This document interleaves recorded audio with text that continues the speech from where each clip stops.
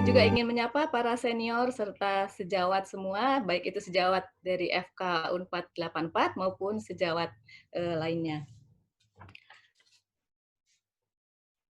Selamat bergabung di acara ini.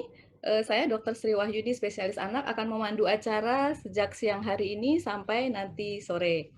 Untuk Bapak Ibu yang baru saja bergabung dan belum pernah mengikuti sesi Patepang di Awang-Awang sebelumnya, sedikit saya informasikan bahwa Patepang di Awang-Awang ini merupakan web seminar yang dipersembahkan oleh alumni Fakultas Kedokteran Universitas Padjadjaran tahun 1984. Acara ini rutin kita laksanakan setiap 2 minggu sekali, membicarakan topik-topik yang hangat dan sering terjadi pada kita, orang tua atau manula, dan bahkan juga topik-topik lainnya. Dan untuk siang hari ini kita akan membicarakan tentang kesehatan kulit. Sebagaimana kita ketahui bahwa kulit merupakan barier atau pelindung tubuh yang sangat penting di sepanjang usia kita. Oleh sebab itu, tidak mengherankan kalau kulit kita akan sering mengalami paparan atau pajanan dari luar yang akan mengakibatkan berbagai macam perubahan atau masalah pada kulit kita. Kulit yang sehat dan menawan tentu menjadi dambaan untuk kita semua. Nah, untuk mengetahui apa saja kiat-kiat untuk mendapatkan kulit yang sehat, kulit yang menawan dan sedap dipandang mata, maka pada siang hari ini kita mendatangkan 2 pakar langsung yang akan membicarakan tentang kesehatan kulit. Yang pertama adalah Dr. Sri Prihianti, SPKK PhD, VIN HDV FEEDV, mudah-mudahan saya tidak salah membacanya, yang akan membawakan tema kulit sehat dan menawan di segala usia. Sedangkan pembicara kedua adalah Dr. Budiman, SPBP RE Konsultan, yang akan membicarakan tentang tampil cantik dan menarik dengan bedah plastik, aman, efektif, dan efisien. Akan tetapi sebelum kita mendengarkan presentasi dari kedua narasumber tersebut, sebagaimana biasa kami persilahkan untuk Ketua Angkatan alumni FK Unpad 1984, Dr. Ahmad Rizal, spesialis saraf konsultan PhD, atau yang akrab kita panggil dengan panggilan Kang Izal atau Kang Rizal, untuk memberikan sepatah dua patah kata sambutan. Silahkan Kang Izal. Baik, terima kasih TI. Alhamdulillah, Rabbil Alamin. Kita panjatkan puji syukur kehadirat Allah bahwa hari ini kita bisa berjumpa kembali.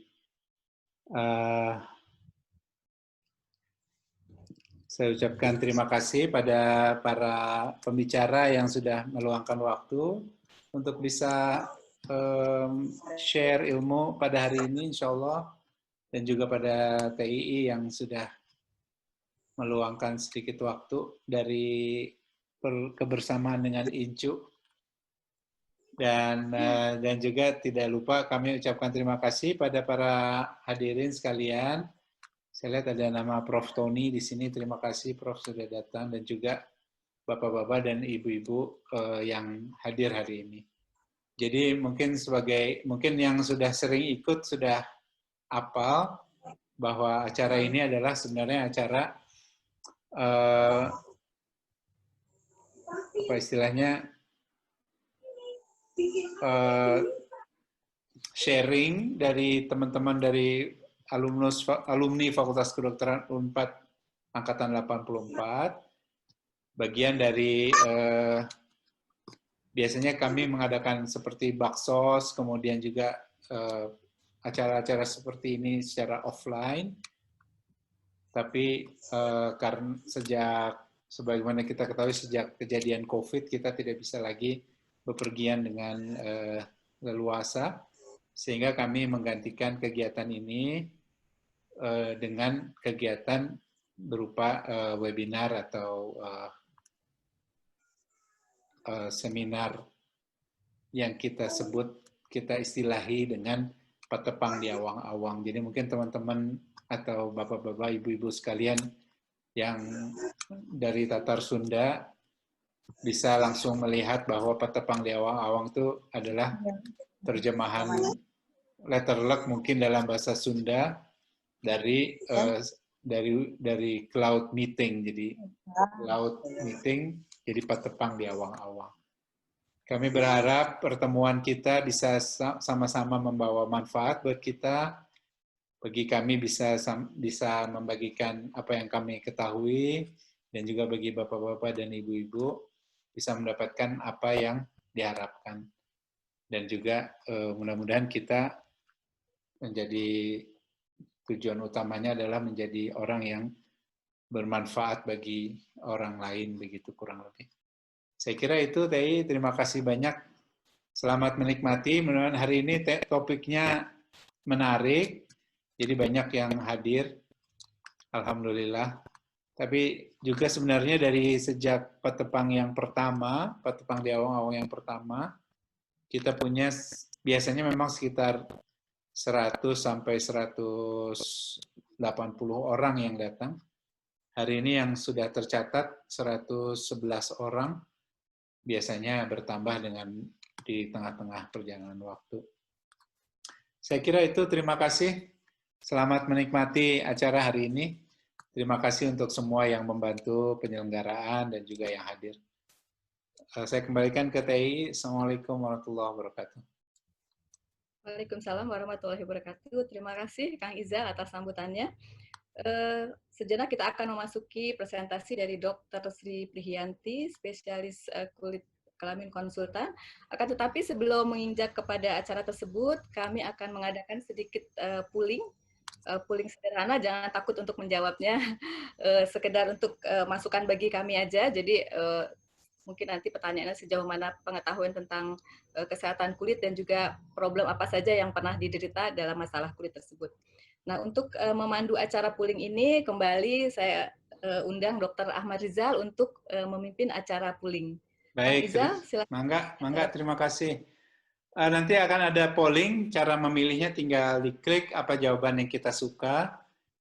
Ada pertanyaan tentang usia dan sebagainya, tapi juga ada pertanyaan tentang kira-kira apa yang akan kita dengarkan dari pembicara, yaitu Dr. II atau Dr. Sri Prihiyanti dan juga Dr. Budiman. Jadi nanti polling ini hari ini ada 2 kali di antara 2 pembicara. Jadi sebelum pembicara bicara kita akan ada polling.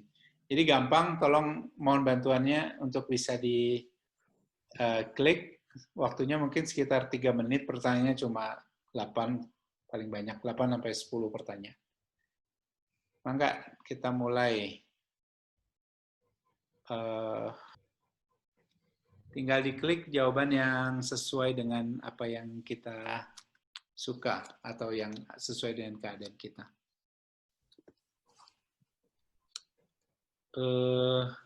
Apakah bisa dilihat dengan cukup jelas di komputernya? Udah ada. Kalau udah ada satu berarti udah ada yang berikutnya. Saya kira acara pollingnya udah selesai. Saya akan tampilkan sedikit resultnya. Jadi memang sebagian besar dari yang hadir ini berusia sekitar 50 sampai 59 tahun. Jadi kalau digabungkan dengan 60 tahun lebih ini ada sekitar 70%.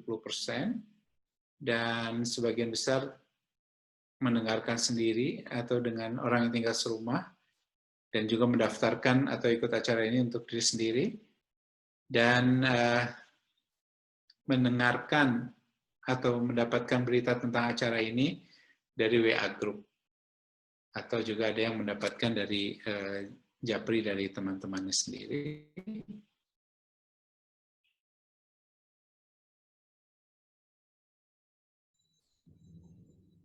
Ada gangguan koneksi. Dan ya, pertanyaan nanti ini mungkin dari Dr. Sri Prihiyanti akan mengomentari pada presentasinya. Jadi ciri kulit yang sehat itu semua pernyataan benar, ini mungkin jawaban yang benar. Kemudian pada proses penuaan kulit apa saja yang mempengaruhi, nanti dikomentari oleh Dr. Sri Prihiyanti. Kemudian sebagian besar mengalami kulit kering dan flek pada kulit sebagai tanda dari penuaan kulit yang pernah dialami.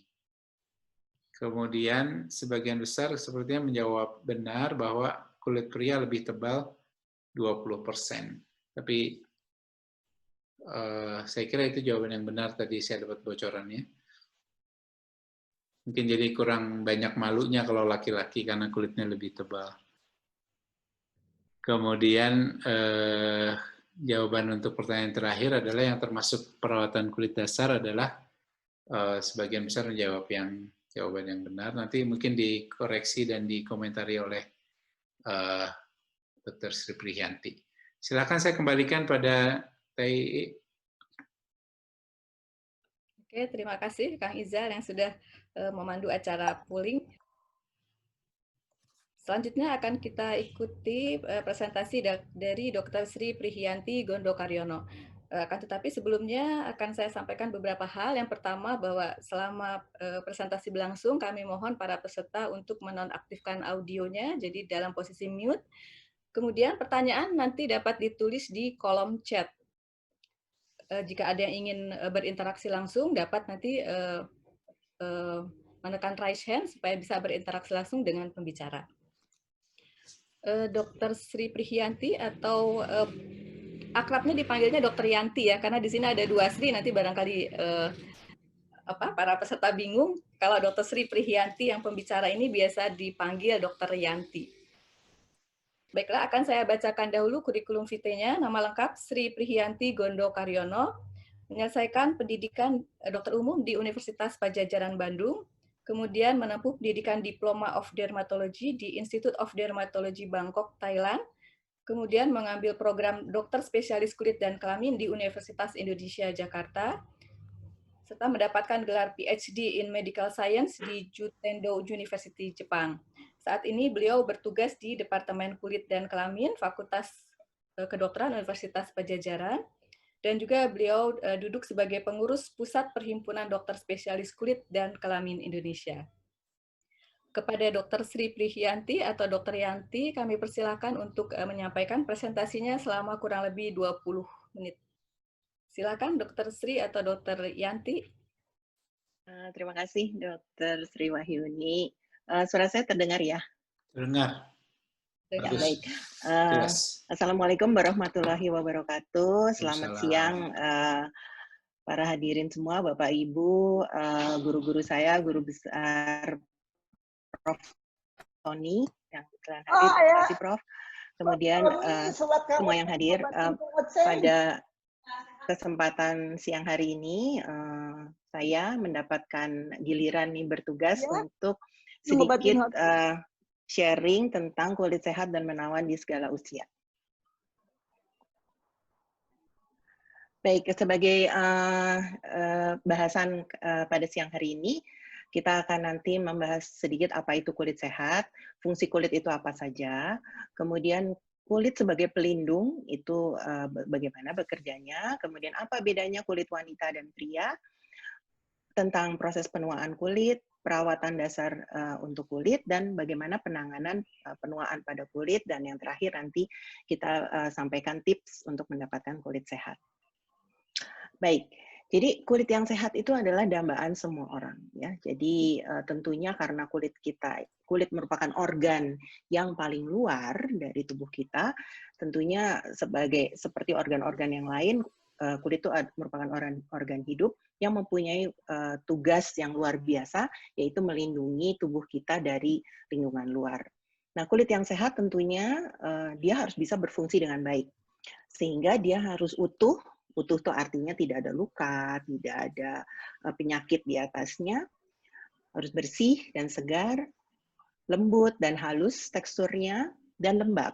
Ya, jadi kadar airnya harus cukup, dan juga dia harus kencang dan kenyal, sehingga elastisitasnya juga bagus, dan warnanya merata. Ya, nah sengaja saya tulis di sini warna merata, apapun warnanya. Ya, Allah sudah mengaruniai kita dengan berbagai macam jenis kulit. Ya, jadi yang penting kita punya kulit sehat apapun warnanya. Ya. Mau warnanya lebih terang, mau warnanya sawo matang, itu yang penting kulitnya sehat. Nah, kemudian fungsi kulit itu apa saja? Ya, jadi kulit sebagai organ yang terluar dan terluas di tubuh kita mempunyai berbagai macam fungsi. Jadi yang pertama adalah fungsinya sebagai barrier atau pelindung. Ya. Jadi pelindung itu kita bayangkan seperti tembok yang ada batu bata dan ada semennya. Nah, Barrier atau pelindung ini diperankan oleh bagian kulit yang paling luar, yang warna kuning ini yang paling atas itu kulit yang sudah mati yang mempunyai tugas sebagai pelindung. Nah, karena di kulit kita juga ada di sini kelenjar keringat, kemudian berbagai pembuluh darah, sehingga kulit mempunyai tugas untuk mengatur suhu tubuh kita, sehingga tubuh kita akan tetap dengan suhu yang normal, ya, dalam range yang normal. Kulit juga bisa berfungsi sebagai menyerap obat, ya, apapun, mau bukan hanya obat, apapun yang kita oleskan di atas permukaan kulit itu bisa diserap ke dalam dan juga bisa berfungsi untuk mengeluarkan sisa-sisa metabolisme. Dan sebagian besar dari kita tentu sudah tahu bahwa kulit berperan penting dalam pembentukan vitamin D, ya. Dalam masa pandemi ini sempat ada kontroversi tentang berjemur gitu ya. Jadi pembentukan vitamin D. Seperti kita ketahui bahwa ada provitamin D yang ada di kulit yang nantinya kalau kena matahari dirubah menjadi vitamin D yang aktif. Kemudian juga di dalam kulit kita itu terdapat berbagai macam sel atau badan yang berperan sebagai indera. Jadi salah satu dari fungsi indera kita. Jadi kulit itu bisa merasakan ada suhu yang berubah, misalnya suhu dingin atau suhu panas, kemudian ada rasa nyeri atau gatal, atau ada sentuhan, atau ada benturan, ya itu semua diperankan sebagai indera tadi.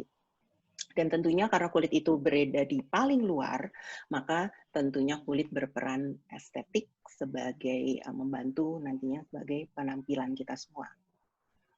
Nah, bagaimana sih fungsi kulit kita itu sebagai pelindung? Jadi dia bisa melindungi terhadap apa saja.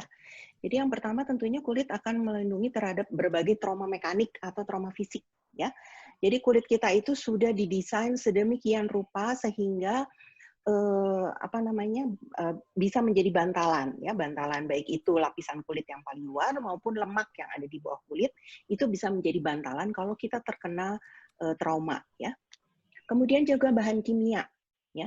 Jadi kalau kita lihat ini Bapak Ibu sekalian bahwa di gambar yang paling atas itu kurang lebih adalah ilustrasi bagaimana sel-sel kulit kita itu bisa demikian kerapnya dan bagusnya kalau kondisinya utuh sehingga sebetulnya akan sangat sulit sekali segala sesuatu yang yang kita oleskan di atas permukaan kulit itu untuk masuk kecuali dia punya karakteristik tertentu. Itu adalah salah satu bagian proteksinya.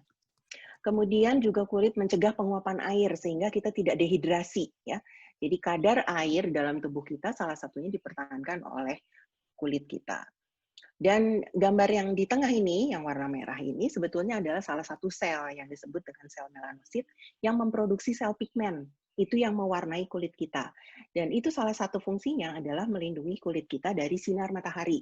Seperti kita ketahui bahwa sinar matahari itu kita dapat banyak keuntungan dari sinar matahari, tetapi juga banyak kerugiannya. Nah, salah satu kerugiannya akan bisa diproteksi oleh sel warna kulit tadi. Dan tentunya juga kulit di dalam, ya walaupun demikian tipisnya, ternyata luar biasa fungsinya, dan sebetulnya kulit kita sudah mempunyai suatu jejaring antioksidan yang secara normal tuh ada di kulit kita, dan itu akan mencegah semua efek polusi, ya, di lingkungan kita, kemudian sinar matahari yang menghasilkan banyak radikal bebas, itu nanti akan ditangkap oleh sistem radikal bebas kita sendiri di kulit sebelum dia bisa merusak sel-sel kulit kita, ya.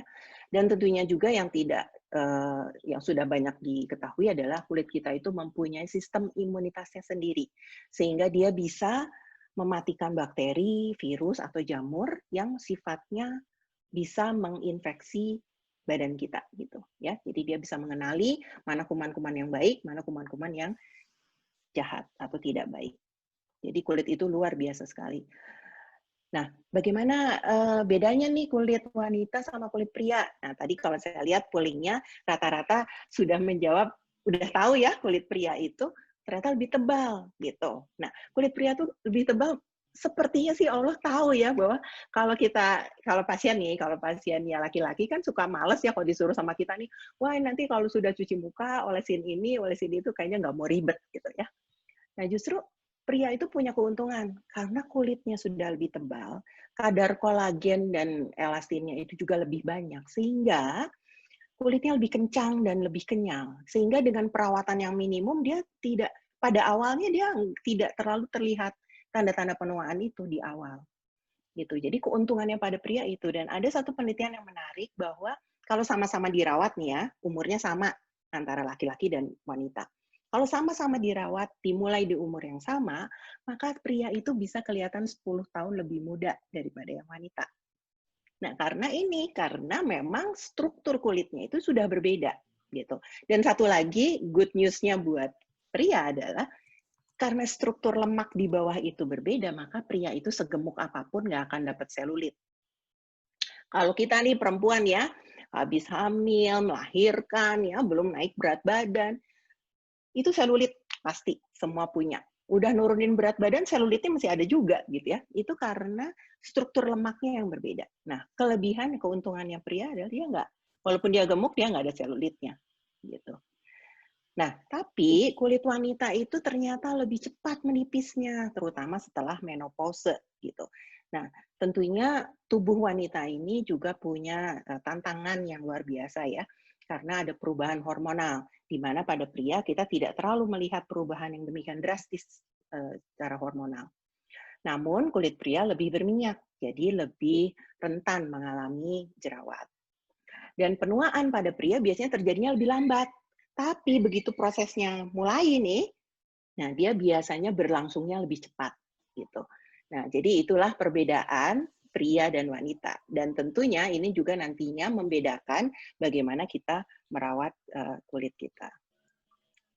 Nah, kita masuk nih bicara tentang penuaan pada kulit ya. Penuaan pada kulit itu seperti kita ketahui ada dua hal. Jadi penuaan yang secara kronologis yang berlangsung sesuai dengan meningkatnya usia. Dan ini kita tidak bisa hindari. Semua orang akan mengalami proses ini, gitu ya. Tapi ada juga penuaan yang sifatnya penuaan dini. Jadi belum seharusnya terjadi, udah terjadi. Nah, ini biasanya diakibatkan karena tadi paparan sinar matahari. Nah, tentunya di Indonesia yang negara tropis ini kita dikaruniai oleh matahari dari Januari sampai Desember sepanjang tahun gitu ya. Kemudian gaya hidup ya, lingkungan, stres dan lain sebagainya itu akan mempengaruhi juga ke kondisi kulit ya. Jadi itu bisa mempercepat proses penuaannya. Dan apa yang kita lihat di kulit kita bukan hanya yang di wajah ya, tapi juga yang di area tubuh yang lain adalah merupakan kombinasi keduanya. Kombinasi dari proses yang secara biologis, secara usia, dan juga proses yang dipengaruhi oleh paparan dari lingkungan luar. Nah, ini contohnya ya. Jadi kalau kita lihat nih proses penuaan kulit, jadi kalau kita lihat ketebalannya saja, ya kita lihat bahwa sebetulnya laki-laki itu, pria itu akan menurun ketebalannya itu secara konstan sebetulnya. Tidak terlalu banyak berubah. Tapi kalau lihat kalau pada wanita, begitu memasuki usia menopause, maka dia akan turunnya drastis ya. Jadi produksi kolagennya sudah berhenti, kolagen yang ada juga dia akan pecah, breakdown. Nah, sehingga kita butuh sesuatu untuk mengatasi semua perubahan yang terjadi.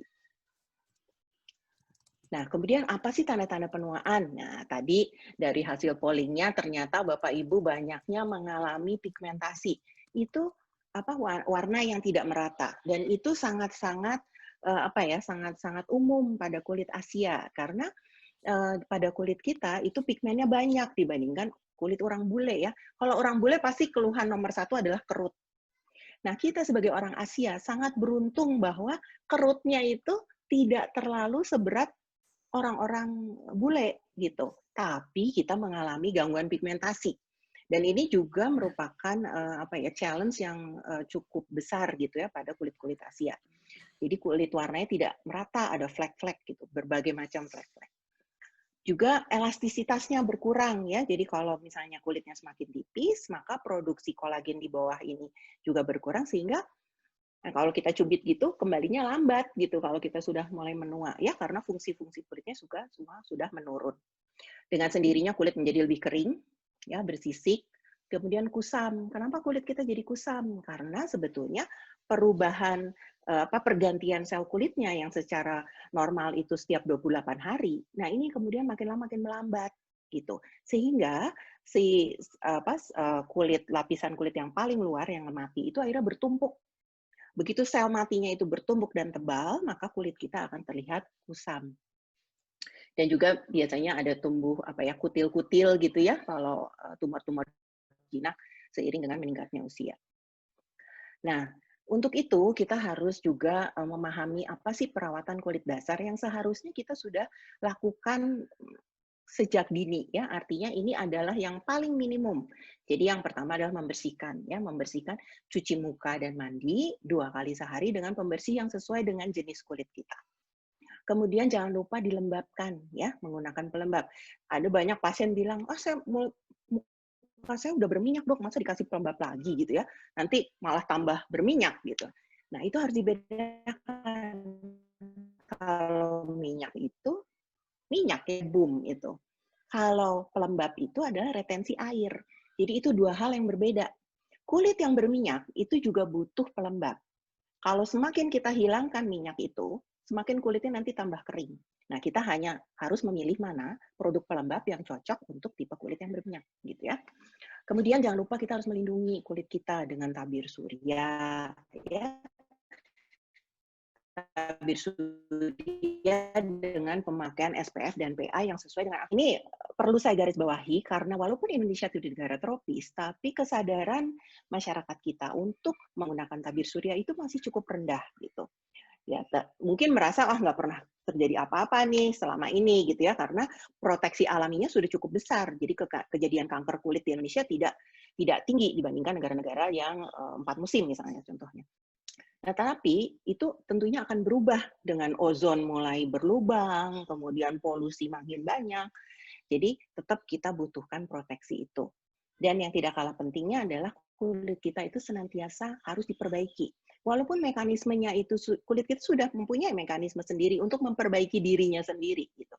Tetapi mungkin kita harus bantu supaya proses perbaikan ini tetap berlangsung dengan normal dan baik.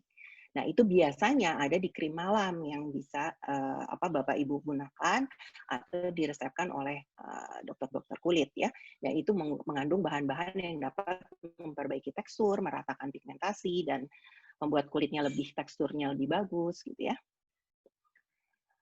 Nah, kita bicara nanti tentunya dengan di segala usia tentu kita mulai dulu dari usia 2 tahun. Di sini saya lihat pesertanya yang usia ini sedikit ya. Tetapi sekarang paradigma anti-aging atau peremajaan kulit itu justru bukan hanya mengembalikan proses yang sudah terjadi ya, proses penuaan yang sudah terjadi tapi dikembalikan, tetapi justru yang lebih penting lagi adalah pencegahan. Jadi sekarang terutama di negara maju itu di usia yang sangat dini dia sudah memulai proses pencegahan ini gitu ya. Jadi istilahnya usia kronologisnya tetap berjalan, tetapi proses penuaan di kulitnya itu diperlambat. Nah, kalau di usia 20-an, seperti kita tahu ya, sibuk meniti karir nih, baru selesai sekolah gitu ya, sibuk kerja gitu. Kondisi kulitnya itu saat itu sedang di puncak-puncaknya. Jadi kondisinya bagus, secara struktur, fungsi bagus. Tetapi juga seringkali ada masalah nih, masalah dengan jerawat, masalah dengan alergi, masalah dengan makeup dan lain sebagainya. Sehingga seringkali di usia ini harus menggunakan ya krim-krim atau obat-obatan anti akne atau jerawat. Dan tabir surya harus sudah digunakan sejak usia dini. Karena terbukti bahwa kalau kita gunakan tabir suryanya itu lebih cepat, maka kualitas kulit kita akan jauh lebih baik nantinya kalau kita sudah semakin bertambah usia. Jadi sudah memakai krim malam juga sudah boleh tentunya dari retinol contohnya yang bisa dibeli dijual bebas gitu. Kalau memang kulitnya tidak bermasalah. Jadi ini tidak semuanya berlaku seperti ini, tetapi ini hanya sekedar panduan umum saja. Tentunya di usia 20 banyak juga yang sudah banyak mengalami misalnya jerawatnya yang berat sekali. Nah itu sih tentu harus berobat ya. Dan yang penting adalah kendalikan stres, makan yang sehat dan cukup tidur. Bagaimana di usia 30-an? Usia 30-an itu baru tuh mulai memikirkan bagaimana nih dengan anti-aging atau peremajaan kulit. Karena kenapa? Produksi kolagennya sudah mulai berkurang dan kulit mulai menipis. Ya, jadi kita ada kebutuhan untuk memperbaiki tekstur kulit, merangsang sel kulit yang baru, dan mengecilkan pori kalau kita punya kulit yang berminyak ya. Jadi kita sudah memerlukan pembersih yang bersifat eksfoliasi. Eksfoliasi itu artinya ada sedikit proses pengelupasan. Karena secara natural, secara alami, pengelupasan itu terjadi. Dan pengelupasan itu baik untuk merangsang sel kulit baru untuk tumbuh. Ya. Tapi kadang-kadang ini terganggu. Sehingga kalau kita, banyak kan sekarang cleanser atau sabun cuci muka yang ada efek mengelupaskan. Jadi membuang sel-sel kulit yang mati. Kemudian kita butuh misalnya sudah pakai serum. Ya. Antioksidan misalnya. Antioksidan itu sangat-sangat diperlukan karena semua pengaruh yang dari luar itu sebagian besar menghasilkan radikal bebas. Dan radikal bebas ini harus ditangkap sampai antioksidan. Ya, dalam bentuk serum misalnya. Dan mungkin di usia 30-an kita sudah harus memakai krim malam yang diresepkan oleh dokter. Dan tentunya mungkin ada berbagai macam tindakan yang bisa juga membantu proses ini. Nanti saya sampaikan di belakang. Nah, usia 40 wanita ini tentunya akan mulai bermasalah dengan premenopause ya. Premenopause ini kemudian akan membuat kulitnya makin menipis dan mulai timbul tuh kerut-kerutnya. Nah, paling sering, paling awal biasanya kerut itu munculnya seputar mata. Kenapa seputar mata? Karena area kulit di sekitar mata itu lebih tipis, tidak punya bantalan lemak yang seperti kulit area yang lain. Dan bayangkan kulit kelopak mata itu bergerak terus setiap hari. Kita mengedip itu lebih dari 10.000 kali per hari. Jadi bayangkan dia bergerak terus-menerus seperti itu, sehingga proses kerutan penuaannya itu lebih cepat terlihat biasanya. Nah, jadi pastinya nih, kita udah pasti perlu krim mata. Atau bahkan krim mata sekarang banyak dibuat ya, yang baru-baru itu justru bisa dipakai pada saat usia mulai 30-an. Jadi sebelum kerutnya itu muncul gitu. Jadi terutama seputar mata itu akan mudah sekali terlihat. Kantung mata, kerut mata ya. Kemudian juga karena kulitnya sudah menipis, maka kita harus menggantikan nih yang sudah hilang di dalam kulit itu, kita harus ganti dari luar. Jadi harus bentuknya dalam bentuk peptida untuk merangsang kolagennya lebih banyak dan lain sebagainya. Dan banyak tindakan-tindakan yang bisa membantu juga untuk mengatasi keluhan-keluhan ini. Nah, bagaimana di usia 50? Nih, kita semua juga banyak nih peserta, termasuk kita semua, itu udah di atas 50 ya. Jadi di atas 50 itu sudah terjadi menopause. Kita sudah kehilangan tuh estrogen kita ya. Jadi perubahan hormonal yang luar biasa ini sangat berpengaruh cepat sekali pada kulit. Kulitnya tuh jadi kering otomatis ya. Kita sudah merasakan bahkan yang tadinya kulitnya berminyak itu bisa jadi kering. Kulitnya kusam, kerutnya semakin dalam ya. Dan juga gangguan pigmentasi tadi tentunya ya pasti. Nah, pada saat ini justru kita butuh pembersih yang lebih lembut karena kulit kita sudah mulai mudah teriritasi gitu ya. Karena fungsi-fungsinya sudah menurun. Jadi membutuhkan pembersih yang lebih lembut, tetapi justru kita butuh produk-produk atau koreksi yang lebih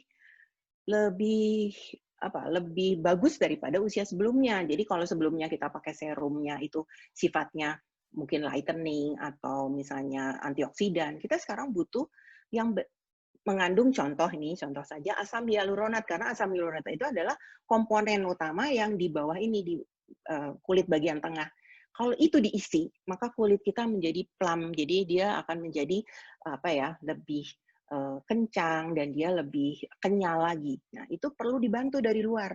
Apakah itu dengan obat-obat oles maupun disuntik ya. Dan tabir surya jangan lupa itu tetap harus dipakai setiap hari. Nah, bagaimana mengatasinya nih tanda-tanda penguahan? Selain tadi perawatan kulit yang sudah saya sampaikan, juga ada hal-hal yang Bapak Ibu sekalian bisa lakukan di luar sebelum ketemu sama dokter kulitnya ya. Misalnya kita bisa melakukan facial atau mikrodermabrasi. Dan kalau misalnya nanti konsultasi ke dokter kulit, maka akan diberikan berbagai macam obat.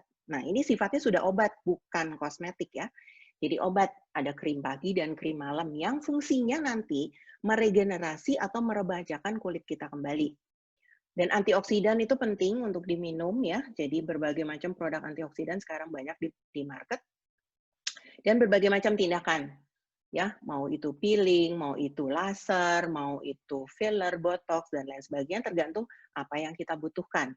Jadi contoh ini misalnya, Jadi kalau kita punya kerut-kerut di seputar mata, itu bisa dilakukan dengan botox misalnya, kemudian atau misalnya kita punya garis yang sudah dalam di sini, smiling line, atau apa yang cekung di bawah mata, itu bisa diisi dengan filler. Kemudian gangguan pigmentasi ya, itu bisa dilakukan peeling, cairan peeling secara kimiawi yang akan memudarkan gangguan pigmentasi lagi, atau laser. Laser sekarang jenisnya sangat-sangat banyak dan non ablatif, artinya tidak melukai kulit di permukaan, sehingga itu sangat disenangi oleh pasien-pasien karena tidak ada downtime sama sekali. Jadi dilakukan laser, nanti 1-2 jam lagi kulitnya udah seperti biasa lagi ya. Tetapi laser itu keuntungannya dia bisa masuk ke dalam kulit yang lebih dalam, merangsang produksi kolagennya tadi tanpa melukai sel-sel di atasnya. Nah, ini contohnya ya, berbagai macam tindakan yang bisa dilakukan tergantung nanti kondisi kulit kita seperti apa. Tentunya ini nanti yang menilai adalah dokternya dan juga disepakati antara dokter dan pasien ya, karena masalah ini itu harus disamakan dulu persepsinya.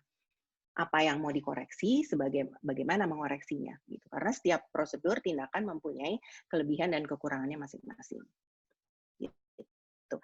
Nah, tapi jangan lupa ya, jadi kesehatan kulit tidak murni hanya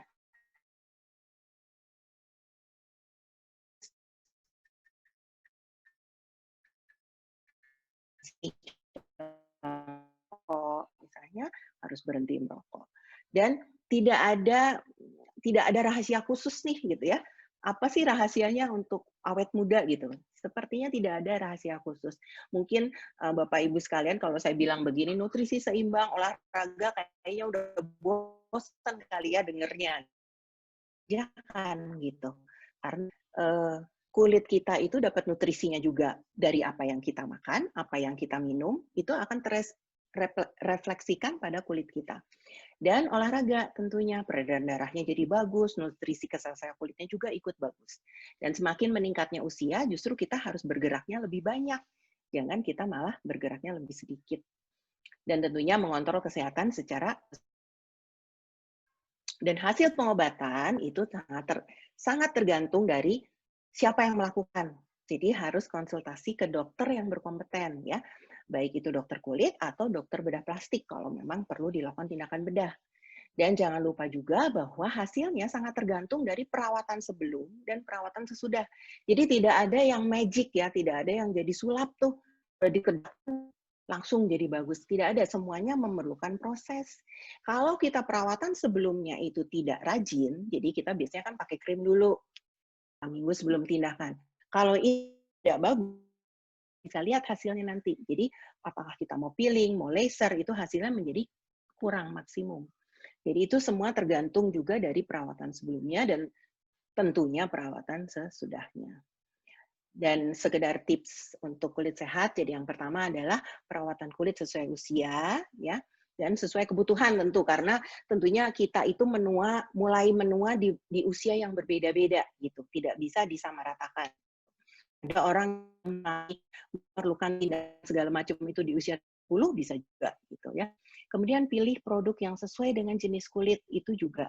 Jadi kadang-kadang apalagi kita yang perempuan ya, kadang-kadang teman-teman bilang, ini produknya bagus nih, kita coba, dan ganti, sehingga kemudian akhirnya menimbulkan berbagai permasalahan di kulit. Jadi pilih yang sesuai dan yang aman, kemudian konsultasikan ke dokter kulit bila memerlukan, dan tentunya tidak lupa hidup sehat dan sehat. Jadi demikianlah mungkin sedikit yang bisa saya share, mudah-mudahan kita semua bisa aging gracefully. Jadi kita semua tentu akan menua, tetapi tentu kita dengan penampilan yang tetap prima dan enak dilihat sehingga kita tetap mempunyai confident atau percaya diri dalam melakukan segala sesuatu di hari-hari kita. Terima kasih. Assalamualaikum warahmatullahi wabarakatuh.